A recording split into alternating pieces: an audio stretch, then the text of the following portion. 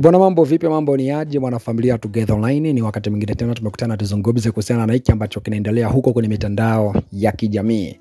Bwana, tuko hapa na Tanasha Donna Oketch pamoja na NJ. Tanasha bwana ameweza kushare Tanasha bwana ameweza kushare video ambayo ameweza kuipost ya NJ kwenye akaunti yake ya Instagram kwenye Insta story. Hiyo video bwana ameweza kuishare Tanasha kwenye akaunti ya NJ.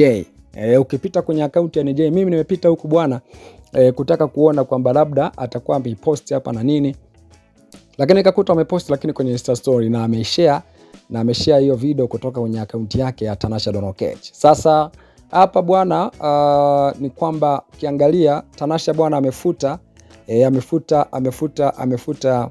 kila kitu kwenye page ya huyo mtoto, amebakiza tu picha moja ambayo ni ya 2023 Oktoba tarehe 23.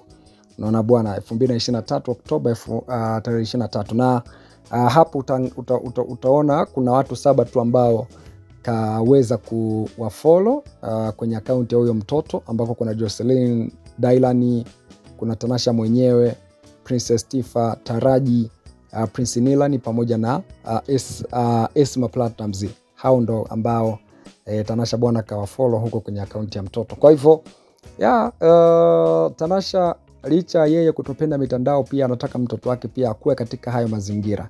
Mapicha yake asiwe ni mapicha ambayo yamezagaa mitandaoni huko, kwa sababu aliwahi kusema kwamba mtoto unaweza kumwanika mitandaoni, kumbe bwana akaja kuwa kiongozi ambaye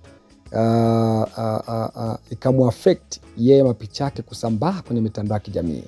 Kwa hivyo mtoto anatakiwa umlee katika njia ambazo hazitakuja kumuaffect yeye anapokuwa mkubwa na kuchukua maamuzi yake.